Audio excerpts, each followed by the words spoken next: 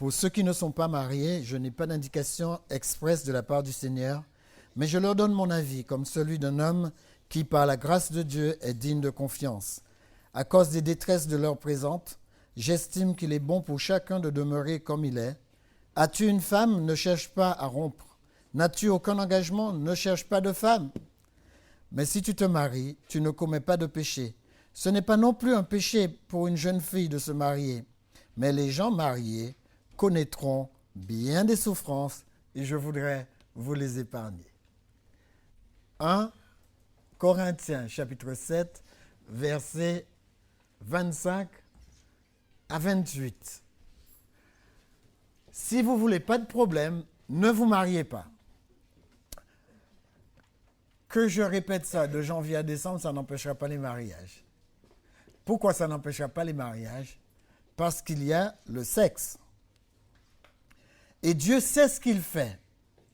La sexualité, c'est plus de 50%, je crois que c'est 57% de toute la joie qui existe.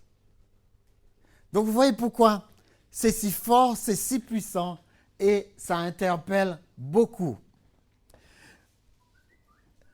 Quand les enfants étaient plus jeunes, on jouait beaucoup au ping-pong. D'accord? On jouait beaucoup au ping-pong. Et ce qu'il y a avec le ping-pong, les joueurs de badminton connaissent aussi ce problème, c'est que quand le vent se lève, on doit réfléchir autrement pendant le jeu. D'accord? Ceux qui pilotent savent ça aussi. On ne peut pas garder la même trajectoire quand le vent vient sur un côté de l'avion, sans qu'on n'arrivera pas à destination. Et c'est vrai que nous, je me rappelle, on était devenus experts. En fonction du vent qu'on ressentait, on n'engageait pas de la même manière. Parce que si le vent vient du côté gauche, vous engagez sur la table et votre balle part carrément à l'extérieur. Donc, on devait moduler et on appelait ça des variables. De toute manière, partout où vous devez corriger votre trajectoire, ça s'appelle des variables. Alors, je vais utiliser ces variables pour pouvoir nous aider à communiquer sur un sujet aussi important. Nous avons besoin de variables dans notre vie. Tout n'est pas une ligne droite. Et surtout pas en ce qui concerne les relations hommes-femmes.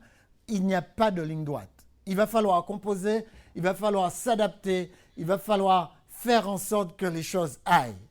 On est tombé sur cette planète, c'est une planète où les gens ont péché. Vous voyez comment c'est? Et le péché a changé toute la donne. Nous sommes tous malades.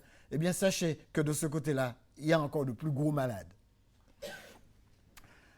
Quand j'étais plus jeune, j'ai été élevé avec des parents qui avaient des poules. On avait des chats, des chiens, des poules. Et il y a quelque chose d'extraordinaire que j'ai noté, c'est que quand la mère d'une variété de volailles était morte, on prenait les œufs et on mettait les œufs sur une autre variété. Ce qui donnait ça. On avait une poule qui conduisait X canards. D'accord? Mais j'ai constaté en venant en France, nous on a habité en Haute-Savoie, à l'époque où on faisait nos études, on a habité 4 ans en Haute-Savoie et j'ai observé exactement la même chose. Ils faisaient comme nous alors qu'on ne se téléphonait pas. Pourquoi? Parce qu'il y a des animaux qui naissent. Il y a une variété d'animaux. Les singes font pareil. Il y a beaucoup d'animaux qui font la même chose que ces canards ou que ces poules. Eh bien, la première chose qu'ils vont voir, c'est la chose qui va devenir leur référence. Regardez, vous voyez ce guépard? Il vient de tuer un parent. Et il vient d'observer qu'il y avait un petit. Alors, vous voyez, ça n'existe pas que chez les poules, ça existe aussi chez la plupart des animaux. Eh bien, regardez, le guépard va s'approcher. Au lieu de manger le petit, il va s'adapter. Et qu'est-ce que le petit va faire? Vous allez voir, si vous suivez, bon, j'ai pas tout mis parce que ça va nous faire perdre du temps, mais à la fin de cette émission, il a adopté ce petit singe. Il venait de prendre la maman pour la manger. Il a dû abandonner la maman parce que les hyènes arrivaient. Et lui, il va partir avec le petit. Il va adopter le petit. et le petit va le suivre comme si c'était sa maman. Vous voyez? Donc, si les animaux le font, sachez que ce syndrome existe chez nous, les êtres humains aussi. Vous prenez un enfant, J'ai une fille à qui c'est arrivé, elle était venue une fois à Mission 7. Eh bien, qu'est-ce qui s'est passé? Elle est née d'une mère, la mère s'est suicidée, elle n'a jamais connu sa mère, et elle a simplement vu la personne qui l'a adoptée. Elle a toujours cru que c'était sa mère. Et elle a suivi la personne automatiquement. Donc, c'est quelque chose que Dieu a mis. Alors, vous allez dire, mais Lambert, qu'est-ce que ça a à voir avec notre sujet? Eh bien, c'est à cause de ça que Dieu vous a dit pas de sexe avant le mariage. Et vous allez être étonnés. Je vais vous montrer les imbrications qui vous permettent de reprendre ça dans votre vie. Si vous étiez né quelque part et que votre mère et votre père avaient disparu, eh bien, vous adopterez la première personne que vous verrez. C'est la même chose qui se passe au niveau du sexe. D'accord? Alors, on va essayer de prendre le texte. C'est pourquoi l'homme quittera son père et sa mère et s'attachera à sa femme et ils deviendront une seule chair. Regardez bien ce qu'il dit. L'homme quittera son père et sa mère. Je sais que ça ne nous parle plus, on a tellement entendu ce passage. On va essayer de se concentrer dessus. L'homme quittera son père et sa mère et n'ira pas flirter. L'homme quittera son père et sa mère et ne dormira pas avec une femme. L'homme quittera son père et sa mère et prendra à ce moment-là son épouse définitive. C'est à cause de ce que je viens de vous montrer. On va essayer d'expliquer ça.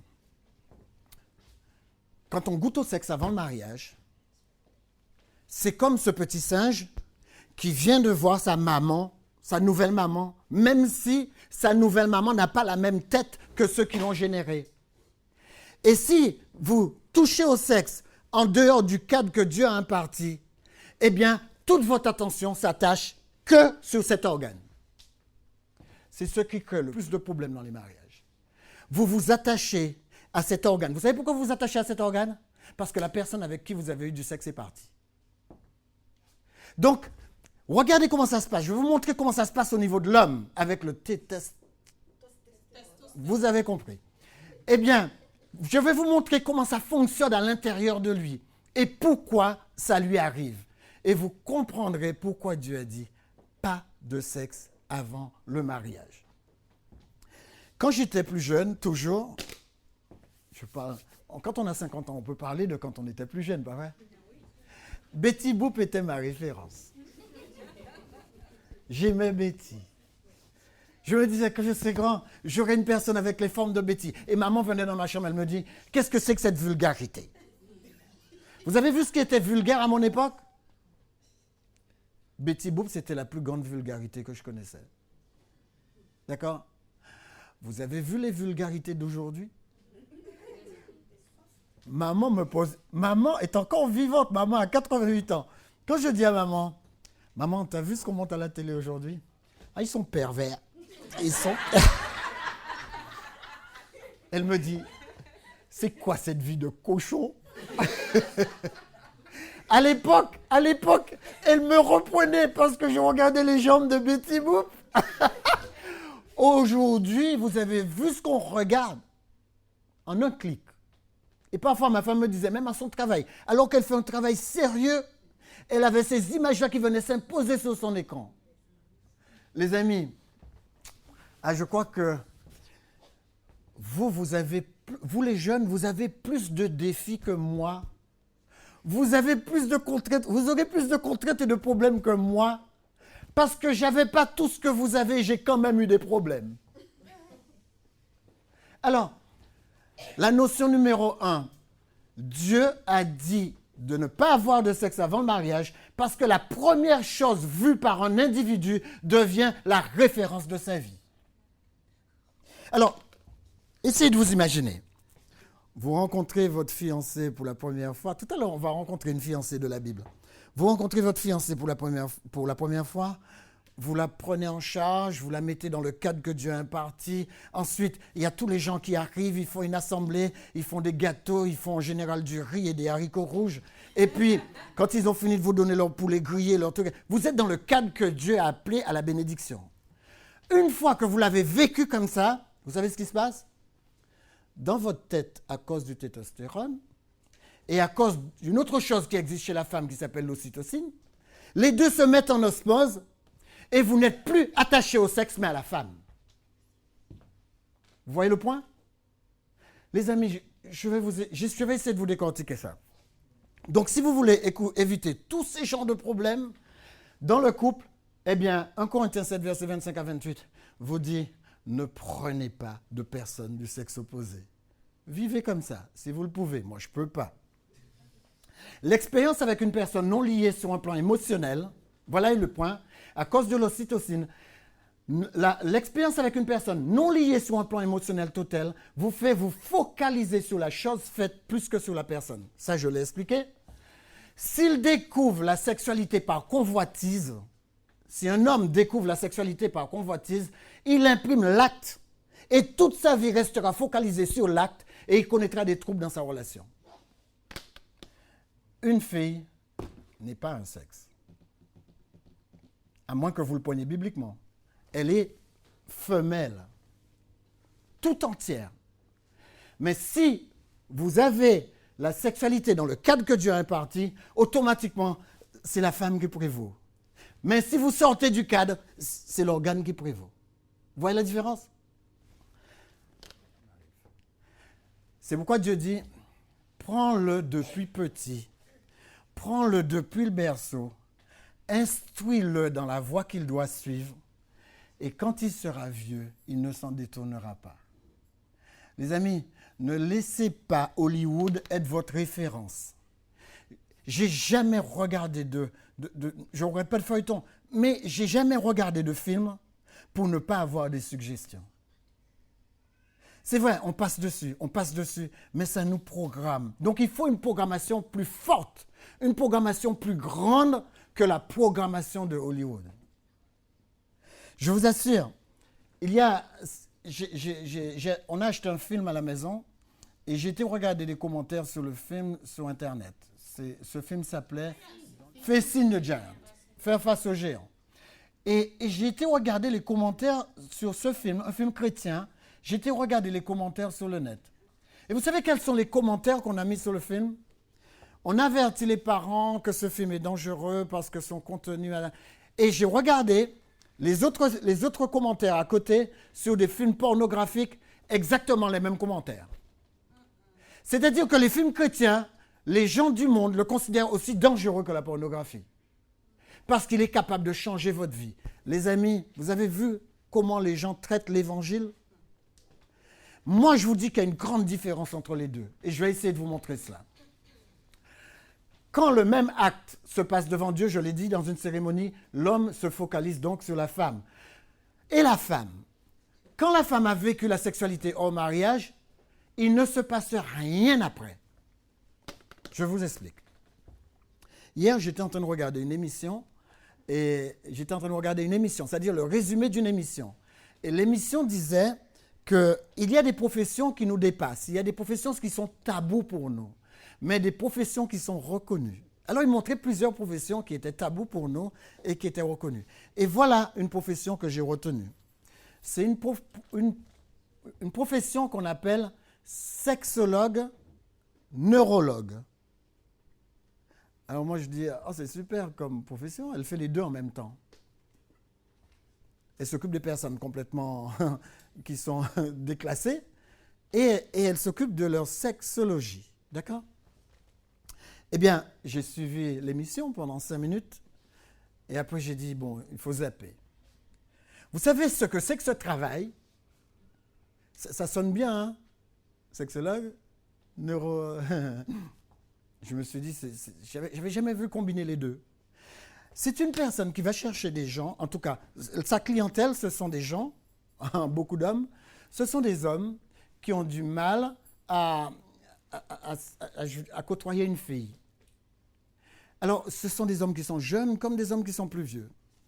Et pour leur permettre de pouvoir côtoyer une fille, eh bien, elle utilise son corps.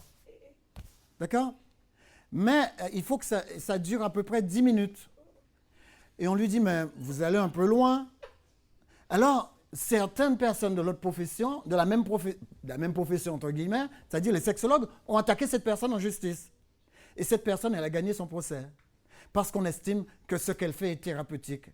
Elle a déjà eu des rapports avec 900 personnes. Bon, c'est vrai que ça ne dure que 10 minutes. Et les gens payent. Et c'est comme ça qu'elle vit. Elle n'a ni famille, ni enfant, ni rien du tout. C'est ça, sa profession. Les amis, regardez ce qui se passe. Quand les gens, ils ont fini, ils se lèvent et ils partent.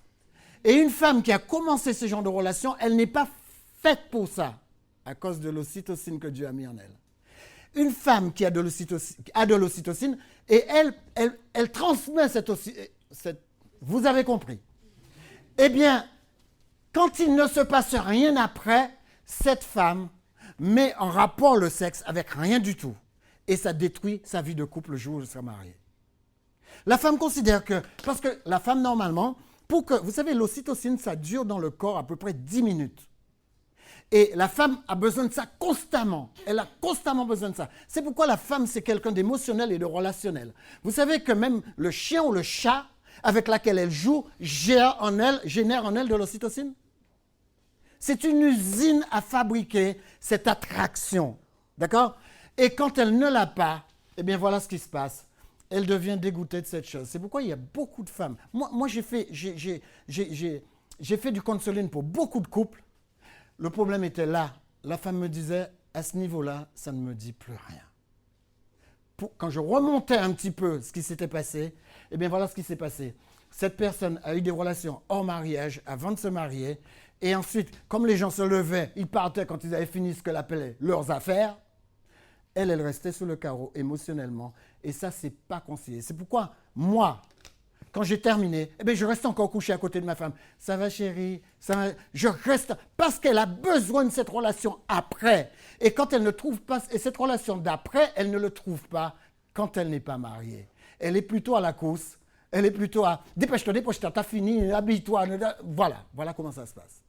Les amis, par contre, si elle le découvre dans l'intimité du mariage, pour elle, le sexe a du sens. Et pendant toute sa vie, elle en réclamera. Bien-aimés, je vous exhorte comme étrangers et voyageurs sur la terre à vous abstenir des convoitises charnelles qui font la guerre à l'âme. La sexualité mal placée va vous faire la guerre le reste de votre vie. Les amis, regardez bien pourquoi est-ce que certains sexologues ont de si grandes baraques. C'est parce qu'ils ont plein de clients. Moi, j'essaie de vous dire, regardez ce que l'apôtre Paul dit. Il faut arrêter cette histoire de clientèle, régler le problème. Abstenez-vous des convoitises charnelles parce qu'ils vont vous faire la guerre et vous allez devoir payer pour vous en sortir. Moi quand je dis aux jeunes, pas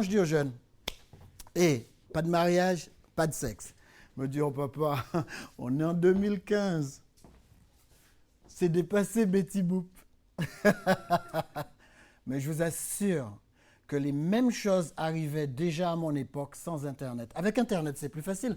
Vous avez tout ce que vous voulez avec Internet. Je vous assure, tout ce que vous voulez. Les trucs les plus tordus, les plus pervers. Vous pouvez l'avoir avec Internet et vous vous essuyez la bouche, ni vous ni connu.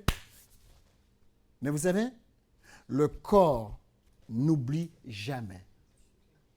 Vous pouvez demander pardon, vous pouvez faire ce que vous voulez. Comme on a dit ce matin, Dieu vous pardonne. Les conséquences sont là. Le corps, lui, il a enregistré. Et quand le corps a enregistré, le corps vous fera la guerre. Parce que le corps n'est pas l'esprit. Le corps, c'est l'âme qui le contrôle. Regardez bien ce que le texte dit. Le texte dit qu'ils font la guerre à l'âme. Il va faire la guerre à votre faculté de penser. Il va faire la guerre à vos émotions. Il va faire la guerre à votre volonté. Et c'est votre corps qui subira les conséquences. Parce que l'esprit, l'âme et le corps sont imbriqués.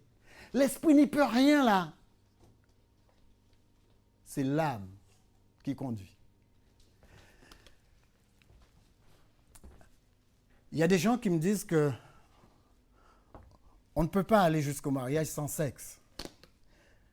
Je l'ai fait. Je l'ai fait et j'ai observé quelque chose.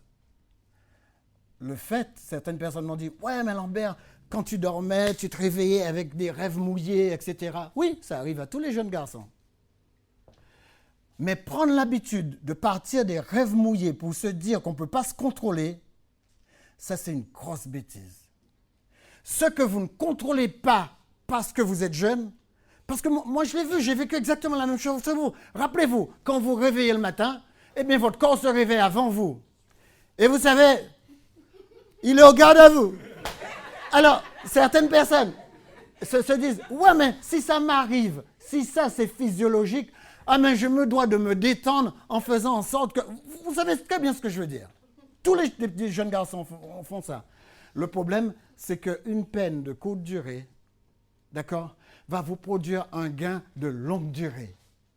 Les amis, qu'est-ce que ça vous coûte de dire « Ouais, ça me dérange », parce que les gens croient que c'est parce qu'ils ont une envie qu'ils doivent aller jusqu'au bout de l'envie. Mais si vous freinez, ça va créer chez vous une douleur, parce que vous dites « Ah ouais », mais sachez que vous vous réservez pour la femme que Dieu vous a donnée et que vous vous réservez pour le mari que Dieu va vous donner. Les amis, avancez comme ça et dites-vous, ceux qui ont commencé par la convoitise auront beaucoup plus de difficultés à avoir une sexualité épanouissante. Même, je pourrais vous dire, Dieu, il est miséricordieux. Je ne suis pas venu là pour dire, écoute, il n'y a pas de porte de sortie. Je ne suis pas venu là pour dire ça. Mais je ne suis pas venu là pour vous dire non plus, eh bien, faites tout ce que vous avez à faire et on va vous donner un coup de peinture blanc. Vous savez, quand j'étais petit, chaque été, maman me donnait un coup de peinture et elle me dit « whitewash the wall ». Vous savez, whitewash, c'est-à-dire qu'elle me donne un petit pot de peinture comme ça pour tout le mur qu'il y a là et elle me dit « whitewash ». Ça veut dire quoi? Tu passes le truc, que ça soit bon ou pas bon, couvert ça. Eh bien, ça, c'est pas peindre. J'ai appris ça plus tard, c'est pas ça peindre. Il faut 2 couches, parfois 3 couches, etc. Alors, moi, je ne veux pas aller vous dire que, les amis, vous avez fait ça, mais ça va se corriger tout de suite. Non, vous aurez beaucoup de peine.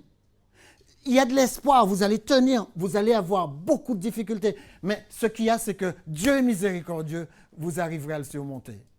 Alors, moi, ce que je dis aux gens, c'est essayez de tuer cette habitude dès que tu as pris conscience que cette habitude s'est installée. Tuer cette habitude. L'ocytocine, je disais, était l'hormone des interactions, de l'attachement et de l'accouchement, mais c'est aussi cette hormone qui produisait le lait. Dès que l'enfant s'approchait du sein, cette hormone se mettait en place pour pouvoir produire du lait. Mais regardez ça. Plus les femmes ont des relations différentes, moins elles produisent de l'ocytocine. Alors cette dame avec ses 900 gars, elle n'en a plus depuis longtemps. Elle ne produit plus d'interactions. Les êtres humains n'ont pas été créés pour ça. La sexualité, Dieu ne l'a pas produit pour ça. Je voudrais vous montrer quelque chose. J'ai voulu faire un graphique. Je semble n'avoir pas réussi, mais j'ai réussi quand même.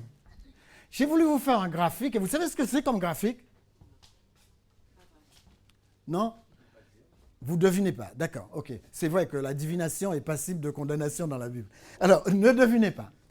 Là, vous avez un jeune homme. J'ai fait le graphique d'un jeune homme. Là, mais à partir du moment où il a 18 ans.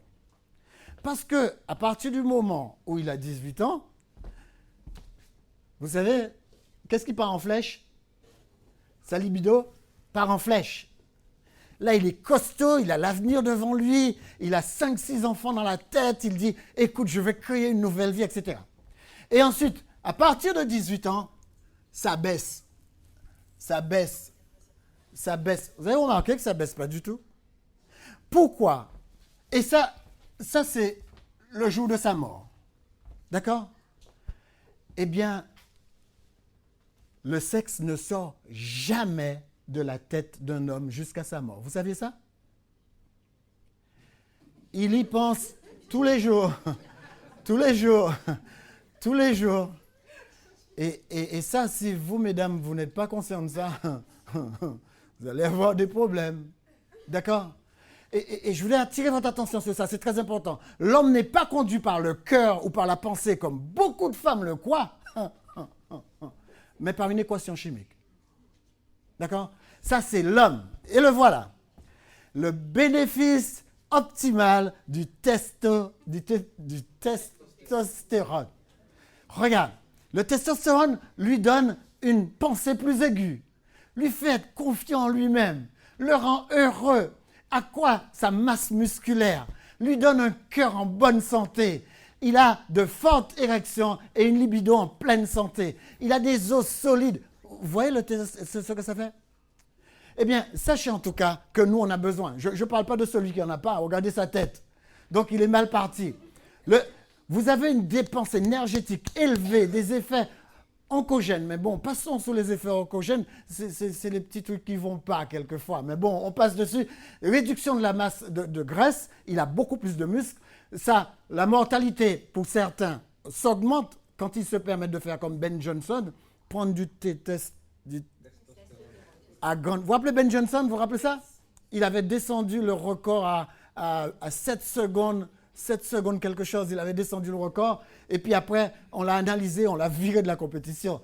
Eh bien, c'est vrai que ça génère aussi un contexte agressif, d'accord? Mais c'est vrai que ça génère un bon comportement sexuel, retour contre le négatif, et on pourrait voir.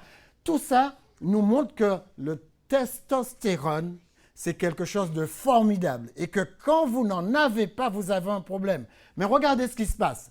Les hommes qui ont un taux très bas de testostérone ont un taux de mortalité de 74% de plus que les autres. Analysez-vous, sachez où vous en êtes, vous en avez besoin.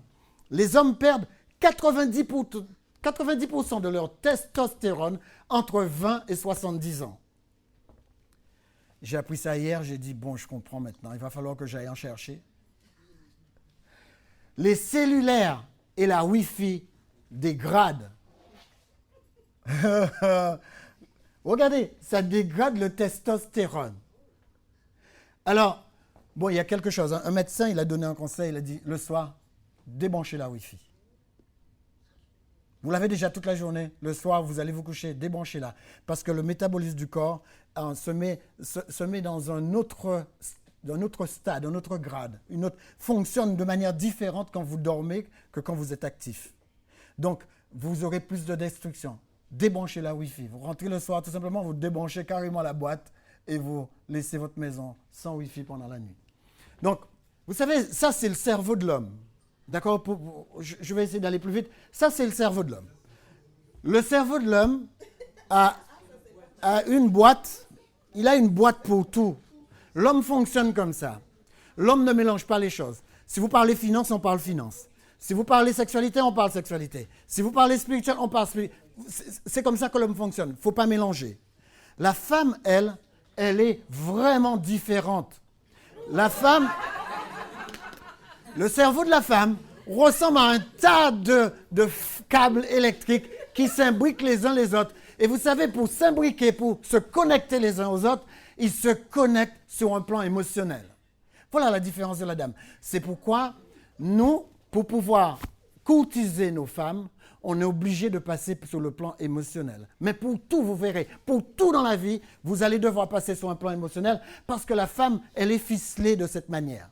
L'homme a quelque chose que la femme n'a pas. L'homme a dans sa tête une boîte vide. D'accord? Je vais vous expliquer.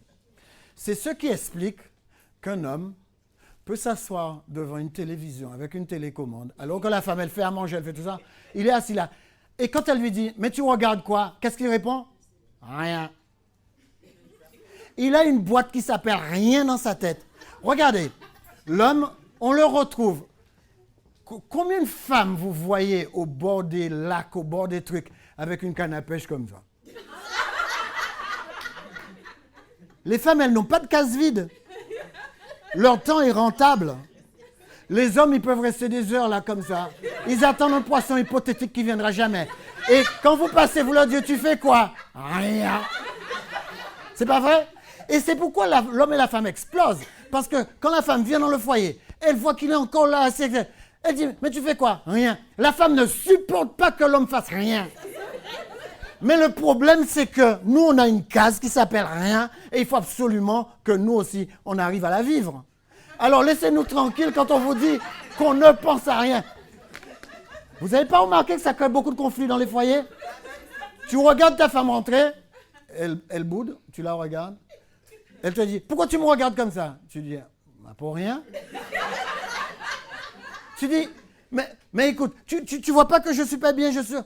Mais non, j'ai pas vu ça. Mais comment t'as pas vu ça? Parce que la femme, elle refuse de comprendre qu'il y a des jours où nous, on pense à rien.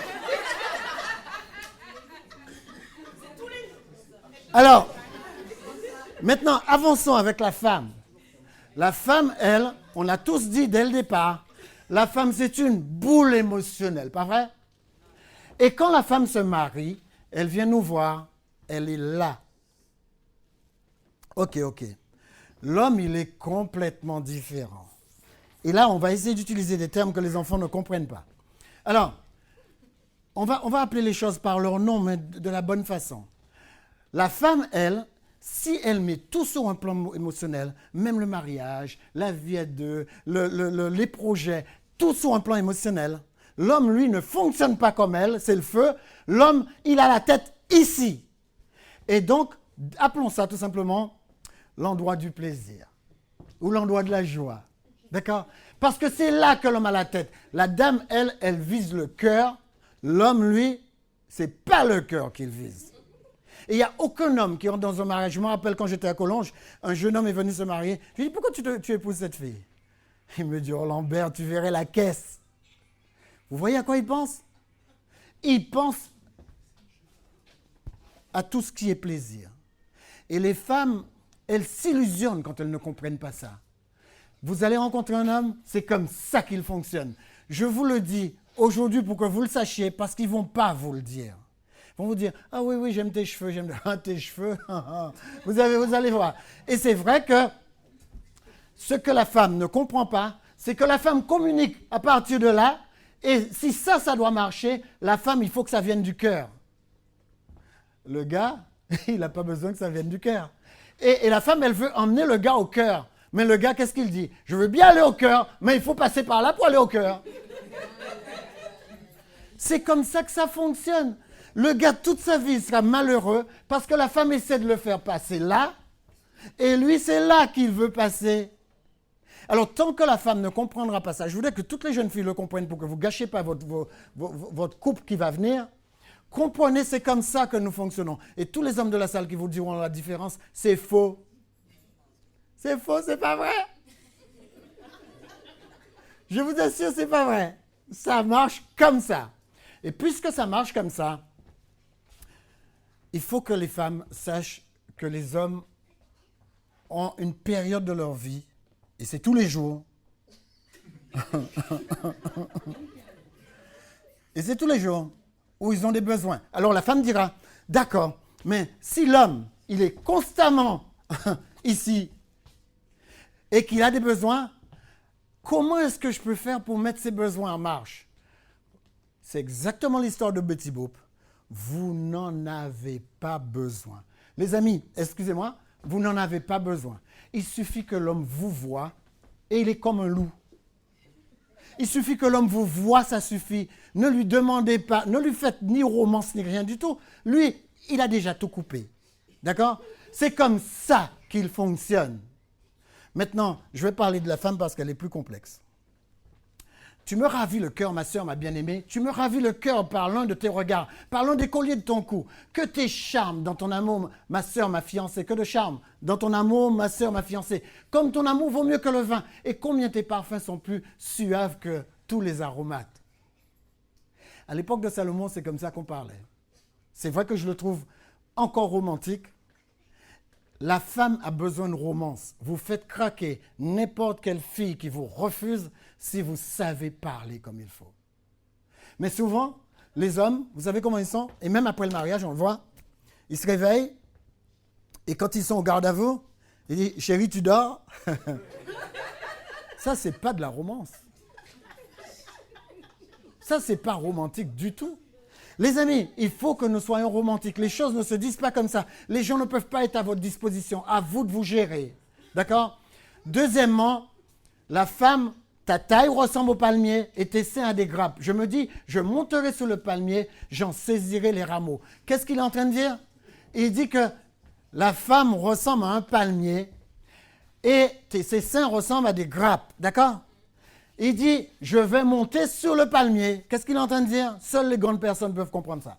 Et il dit, je vais monter sur le palmier. Et il dit, je vais en saisir les rameaux. Qu'est-ce qu'il est en train de faire? Il est en train de préparer sa bien-aimée. Beaucoup d'hommes ne comprennent pas ça. Ils croient que dès qu'ils ont envie, c'est tout de suite. Non. Des fois, il faut savoir dire non pour mieux se préparer plus tard.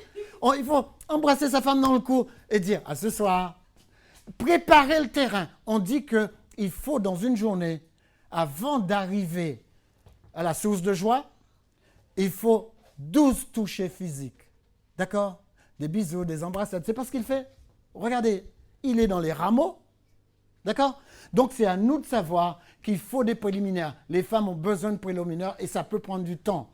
Troisième besoin de la femme, du temps. Regardez, tes dents sont comme un troupeau de brebis tondues qui remontent de l'abreuvoir. Toutes portent des jumeaux. Aucune d'elles n'est stérile. Tes lèvres sont comme un fil cramoisi. Ta bouche est charmante. Ta joue est comme une moitié de grenade derrière ton voile. Bon, on n'a plus de voile aujourd'hui, c'est fini, c'est direct. Ton cou est comme la tour de David, bâti pour être un arsenal. 1000 boucliers sont suspendus, tous les boucliers des héros. Tes 200 sont comme deux fans. En créole, contre deux ticabouites. Il dit, comme les jumeaux d'une gazelle qui paissent au milieu des lys. Et regardez ce qu'il dit. La femme a besoin du temps. Il dit, avant que le jour se rafraîchisse. Qu'est-ce qu'il est en train de dire? Ils ont passé toute la nuit ensemble à se raconter de belles choses avant cet acte. Qui est-ce qui a la patience de faire ça? Toute la nuit, vous racontez des choses romantiques, vous préparez le terrain, toute la nuit. Et qu'il dit, j'irai à la montagne de la myrrhe et à la colline de l'encens. Je me suis dit, qu'est-ce que c'est que ça? Si vous avez les vieilles Bibles, là, les grandes Bibles, là, qui derrière, il y a une photo des cartes, les cartes de la Palestine. Vous pouvez chercher, j'ai vérifié, vous pouvez chercher où vous voulez, vous ne trouverez jamais une montagne qui s'appelle la myrrhe.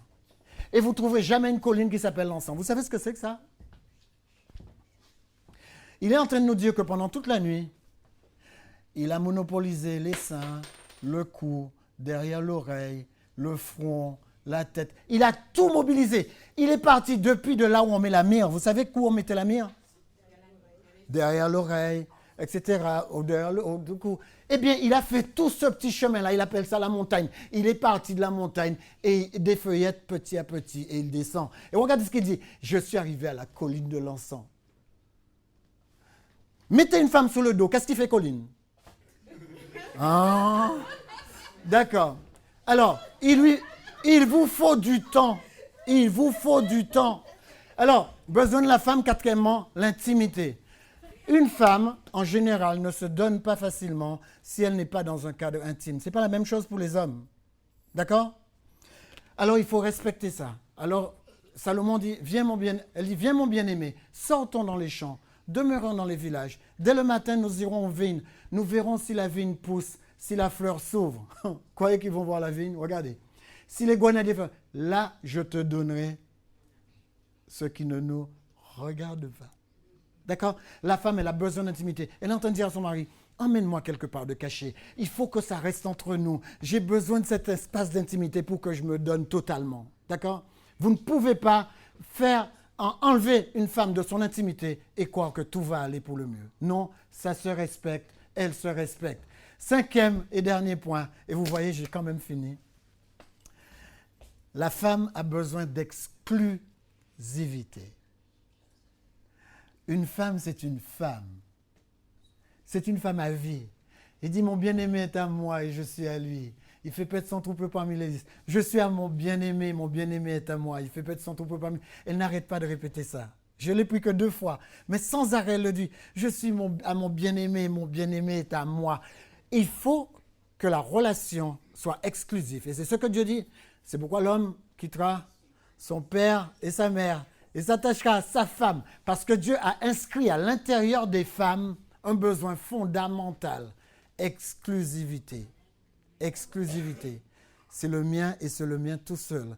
Et quel que soit ce que vous pourrez faire, vous ne pourrez rien changer à cela. Dieu a inscrit ça à l'intérieur des femmes. Les femmes qui se permettent de faire de la pornographie et faire tous ces genres de choses, c'est parce qu'on les a brimées, on les a poussées. Et c'est toujours des hommes qui les poussent à faire ces genres de choses. Les amis, Dieu nous a créés pour que nous puissions être exclusifs. Et l'homme devait revenir à ça. C'est une sensibilité féminine. La femme a besoin d'exclusivité. J'ai un ami il est musulman et puis il me disait que, ah mais Lambert, tu sais, je respecte bien la loi du Coran, etc. Et il me dit, j'ai ma femme et j'ai une amie. Mais il me dit, Lambert, tu sais, c'est toujours un sujet brûlant. Ma femme le sait, mais on n'en parle jamais. Vous voyez que même dans ces religions, les femmes, elles ont besoin d'exclusivité. Exclusivité. Une femme a besoin d'un homme sur qui elle peut compter. Elle n'a pas besoin d'aller vérifier dans son téléphone ce qui ne va pas. Elle n'a pas besoin de téléphoner, ni SMS, elle n'a rien besoin de vérifier. Pour qu'une femme soit tranquille et qu'elle soit disposée et que le soir vous ayez du bon sexe, il faut qu'elle soit tranquille, qu'elle est la seule. Écoutez, vous voulez essayer ça? Vous qui êtes mariés, allez voir votre femme un soir et dites-lui, eh bien, simplement, hein, ne lui dites pas que vous avez une copine ou rien du tout, puisque vous n'en avez pas. Dites-lui, eh bien, tu sais, je voudrais quand même passer une soirée avec toi, mais je voudrais que tu saches que là, je viens d'aller sur le net et puis j'ai discuté chaudement avec telle et telle personne. Quelle femme d'entre vous dans cette salle qui va maintenant aller vous coucher tranquillement? Vous voyez comment ça marche? Dès que cette exclusivité est partie, vous les femmes, vous n'êtes pas bien. Et même si vous faites semblant en lui disant, écoute, vous pouvez passer plein de choses dans votre tête, mais vous n'êtes pas totalement à l'acte. Vous êtes en train de vous poser des questions. Et quel que soit ce qui se passe, quel que soit ce qui se passe, si votre exclusivité, elle est mise en cause, vous vous sentez tout de suite mise en cause. D'accord? Alors, on va s'arrêter là parce qu'il est l'heure. J'aurai l'occasion de reprendre tout ça dans un séminaire. Mais rappelez-vous, vous pouvez faire, les psychologues peuvent vous raconter ce qu'ils veulent, les sexologues, neurologues peuvent vous raconter ce qu'ils veulent. Même s'ils trompent votre tête, ils trompent votre pensée, ils ne peuvent jamais tromper votre corps. Les amis, quand vous êtes avec Dieu, vous sentez dans votre corps quand les choses sont correctes ou quand les choses ne sont pas correctes. Amen. Que Dieu vous bénisse. Amen.